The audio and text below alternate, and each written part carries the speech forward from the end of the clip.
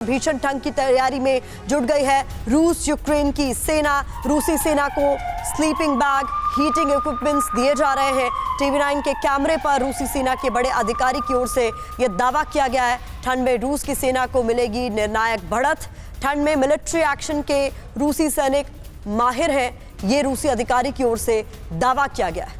और वो तमाम इक्विपमेंट्स जिनकी जरूरत इस ठंड में लड़ाई के लिए पड़ेगी, वो उन्हें मुहैया कराए जा रहे हैं।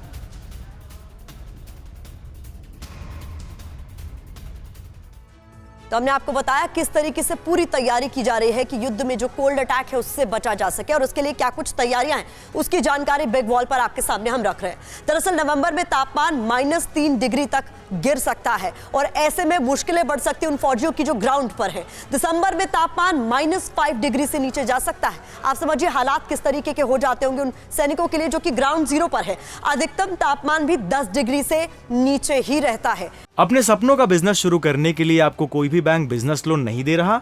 बिजनेस लोन लेने का सीक्रेट जानना चाहते हो तो फ्रीडम ऐप को अभी डाउनलोड कीजिए। ऐसे में हालात भयावह हो सकते हैं और इसका असर क्या हो सकता है, रात की लड़ाई जो है वो बहुत ज्यादा खतरनाक साबित होती है इन फौजियों के लिए जो ग्राउंड पर हैं। मोटे कपड़ों की वजह से मूवमेंट में परेशानी होती है, बॉडी मूव नहीं कर पाते हैं ये सैनिक। बर्फीले जमीन पर आगे बढ़ने में परेशानी होती है, स्लिपरी ग्राउंड होता है, उसकी दिक्कत अलग होती है। भारी हथियारों को ले जाना बेहद मुश्किल हो जाता है। ठंड के इस मौसम में हथियारों की सीज होने का खतरा जो है वो और ज्यादा बढ़ जाता है। तो ये तमाम परेशानियां उन फौजियों के सामने आती हैं जो युद्ध में मैदान में होते हैं, जंग के मैदान में, और सर्दी उस पर एक बड़ा मुसीबत साबित होती है। सैनिकों को हाइपोथर्मिया का खतरा भी लगातार बढ़ता है जब वो ठंड में मैदान में होते हैं। रुक करना चाहूंगी अपने सहयोगी मनीष झा का, जो कि मॉस्को से लगातार हम तक हर एक रिपोर्ट पहुंचा रहे हैं और ग्राउंड रियलिटी आप तक पहुंचा रहे हैं। मनीष, ये बहुत महत्वपूर्ण हो जाता है, जैसा खतरा लगातार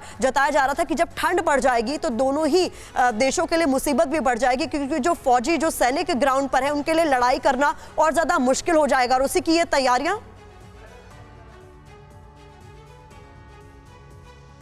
बिल्कुल सही कहा आपने। और देखिए, मेरा पहला सवाल तो रूसी सेना के अधिकारी से यही था कि इतनी ठंड में आप लोगों के हथियार कैसे काम करेंगे, और अगर मान लीजिए हथियार चलिए मशीनें काम कर भी लें तो उसे चला कैसे पाएंगे आप लोग।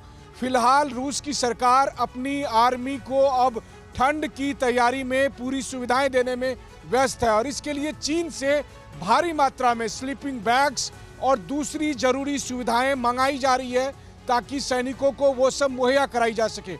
लेकिन प्रतिमा, हम अपने दर्शकों को बताएंगे कि इस ठंड का रूस को बेहद इंतजार है, क्योंकि रूस और यूक्रेन की जो जंग 9वें महीने में प्रवेश कर चुकी है, उसका परिणाम शायद ये सर्दी बता पाएगी। रूस को लगता है कि रूस के पास जो ठंड में लड़ने का अपना एक अलग एक्सपीरियंस है, उसकी वजह से शायद रूस की सेना को निर्णायक बढ़त मिल सके एक ऐसे समय में जब तापमान 0 से लगातार नीचे चले जाएगा, कहीं -5, कहीं -10। उतनी भीषण ठंड में कैसे मुकाबला होगा, वो सोचकर रूस की सेना सोच रही है कि ऐसी स्थिति में यूक्रेन की सेना को पीछे हटना पड़ेगा। नाटो के सैनिक पीछे हटने को मजबूर होंगे और तब शायद कुछ निर्णायक दिख सके। हालांकि जब मैंने ये पूछा कि आपकी तैयारी क्या है, तो जवाब था कि हमारी तैयारी तो अगले 5-6 साल तक लड़ने की है, हमने इतनी क्षमता हासिल कर ली है। तो आप समझ सकते हैं कि ये ठंड कितना भीषण होने वाला है और इस ठंड में कितना निर्णायक परिणाम देखने को मिल सकता है। बहुत बड़ी बात मनीष झा ने यहाँ दर्शकों को बताई है कि रूसी अधिकारी की तरफ से तो यहाँ तक दावा कर दिया गया है कि हम लंबी लड़ाई लड़ने के लिए तैयार हैं। अगले 5-6 साल की तैयारी है, यानी युद्ध जल्द खत्म होगा ऐसी आशंका नजर आ रही है। मतलब कुल मिलाकर ऐसा होता हुआ नजर नहीं आ रहा है। अपने सपनों का बिजनेस शुरू करने के लिए आपको कोई भी बैंक बिजनेस लोन नहीं दे रहा? बिजनेस लोन लेने का सीक्रेट जानना चाहते हो तो फ्रीडम ऐप को अभी डाउनलोड कीजिए।